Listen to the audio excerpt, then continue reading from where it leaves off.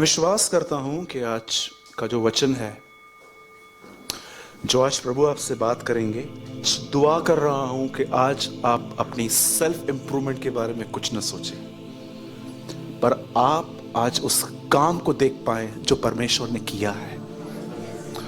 क्योंकि हम जिसे देखते हैं हम उसकी तरह बन जाते हैं, राइट? तो आज मेरी एक विनती है आपसे, जितने भी लोग यहां पर हैं, मैं आपके क्वेश्चन का आंसर देना चाहता हूं। अगर आप एक ऐसे सवाल के साथ जी रहे हैं कि ब्रदर, कुछ चीजें हो रही हैं लाइफ में जो समझ में नहीं आ रही हैं, पढ़ाई भी नहीं की है और एग्जाम में बिठा दिया गया है मुझे, मैं आपको एक आंसर देना चाहता हूं। मुझे नहीं पता है आप में से कितने लोगों ने इसको नोटिस किया है वर्ड को पढ़ते टाइम कि यीशु मसीह सबसे अधिक चमत्कार सबत के दिन करते थे। यू नो, फरीसी बहुत उससे विवाद करते थे इस बात पर कि तू ये सब काम सबत के दिन क्यों करता है। और जानते हैं, एक दिन एक व्यक्ति को ठीक करने के बाद जब लोग उससे मिले तो उन्होंने उससे पूछा, और भी दिन है तो सबत के दिन ये सब क्यों करता है? तब यीशु ने एक बात कही, और मैं चाहता हूं कि आपके इस सवाल का ये जवाब है, जो ये फील कर रहे हैं कि ब्रदर पता नहीं क्या हो रहा है, ऐसी चीजें हो रही हैं जिनकी उम्मीदें भी नहीं थी। लिसन, यीशु ने वहां पर कहा, मेरा पिता काम करता है इसलिए मैं भी काम कर रहा हूं। अब मैं आपसे एक सवाल पूछता हूं, क्या कौन सा काम कर रहा है प्रभु? तूने कहा वो काम कर रहा है इसलिए मैं भी काम कर रहा हूं। आप जानते हो परमेश्वर 24 आवर्स काम करता है 24 घंटे। और मैं चाहता हूं अब आप उस काम को जान लो। आप में से कितने लोग बात जानते हैं, परमेश्वर ने आदम को अपने स्वभाव और अपने स्वरूप में, समानता और स्वभाव में, स्वरूप में उसको बनाया। In his image, in his likeness. परमेश्वर ने आदम को अपने ही स्वरूप और अपनी ही समानता में बनाया। स्वरूप और समानता में क्या अंतर है?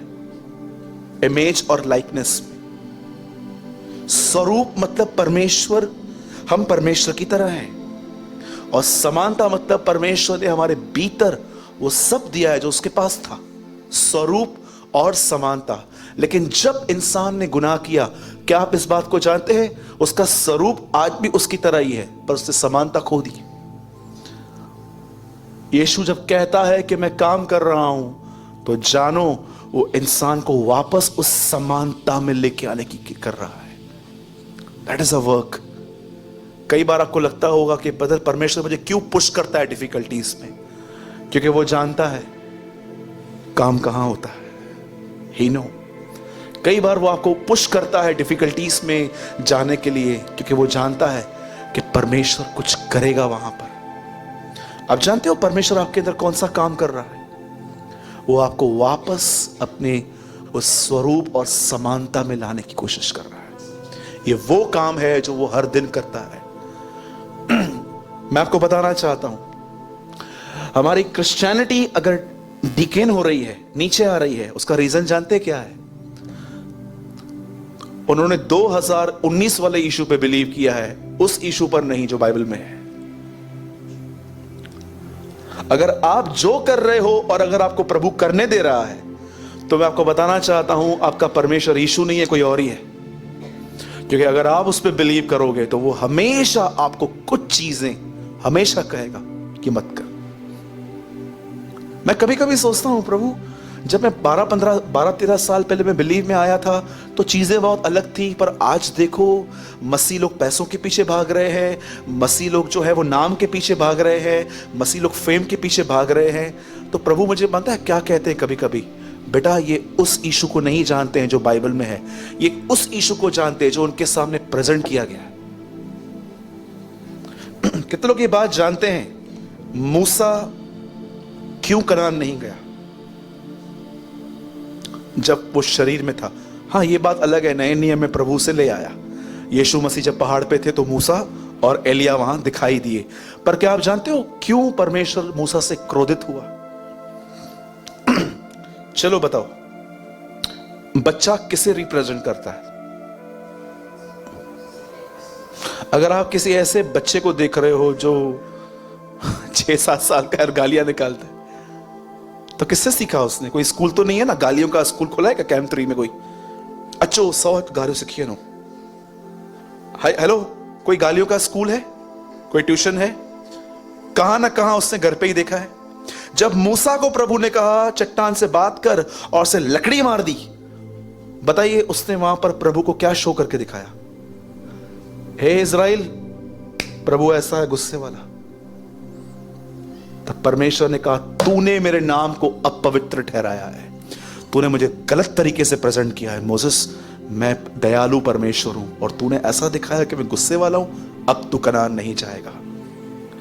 जितने भी लोग यहां पर हैं जो लोगों को काउंसलिंग देते हैं, जितने भी लोग यहां पर हैं जो थोड़ा बहुत प्रचार करते हैं, एक वार्निंग है आप लोगों के लिए।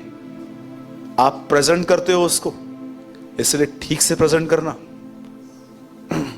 जैसा वो है। अदरवाइज आपकी कुछ गलत चीजें किसी को गलत मंजिल पे ले जा सकती हैं। क्या कहता है प्रभु से? कितने लोगों ने पढ़ा है याकूब में, मनुष्य का क्रोध परमेश्वर के धर्म को निर्वाह नहीं करता। अगर तू गुस्सा में है, आपको पता है जो गुस्सा करते हैं बार बार, वो किसको प्रेजेंट करते हैं? कि परमेश्वर भी ऐसा है, वो मुझ पे गुस्सा करता है इसलिए मैं आप पे गुस्सा करता हूं। लेकिन यीशु मसीह को देखो, क्या वो ऐसा था? मुझे एक जगह बताओ जहां पर यीशु ने अपना टेम्पर खोया। 2 चीजें छोड़ दो जो मंदिर में हुआ था, वो उसको छोड़ दो। मुझे एक चीज है बताओ जहां पर यीशु को किसने कुछ कहा और यीशु ने उसको सुना दिया। कोई आपको पेटू कहे तो आपके मुंह पे एक शब्द तो जरूर आएगा, चाहे आप दबा दो, और वो शब्द आप सब जानते हो, तेरे बाप का खाता हूं क्या? लेकिन यीशु ने ऐसा नहीं कहा। ये बहुत हमारे ऊपर एक बहुत बड़ी जिम्मेदारी है कि हम परमेश्वर को किस तरह प्रकट करते हैं। ठीक है?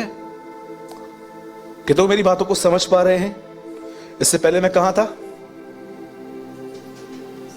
क्या बता रहा था मैं? स्वरूप, समानता। मैं देख रहा हूं आप में से किसका ध्यान है। परमेश्वर आपको रीमेक कर रहा है, बना रहा है, वो आपको फिर से बना रहा है। कितने लोग हैं जिनकी ये सच में अपने आप में एक मर्जी है कि ब्रदर यीशु मसीह जब बादलों पर आए उससे पहले लोग यीशु को मेरे अंदर देख पाए। Come on. कितनों की डिजायर है लाइफ में कि यीशु को लोग बादलों पे सेकंड देखें, फर्स्ट लोग उसको मेरे अंदर देखें। और क्या कहती है बाइबल? जो उस पे आशा करता है वो अपने आप को वैसा ही पवित्र करता है जैसा वह है। अगर मैं वेट कर रहा हूं यीशु का कि यीशु एक दिन आएगा और मुझे ले जाएगा, तो मेरी तैयारी क्या है? मैं अपने आप को वैसा ही प्यूरिफाई करूंगा। जब भी मुझसे गलती होगी मैं खुदा के सामने मान लूंगा। जब भी मैं देखूंगा मैंने किसी इंसान को हर्ट किया है, मैं उससे माफी मांग लूंगा। मैं अपने विवेक को शुद्ध रखूंगा। ये मेरी तैयारी है। पर अगर ये नहीं है तो मैं आपको बताना चाहता हूं, अगर आप उसकी दुल्हन नहीं बन पाएंगे। It's very clear.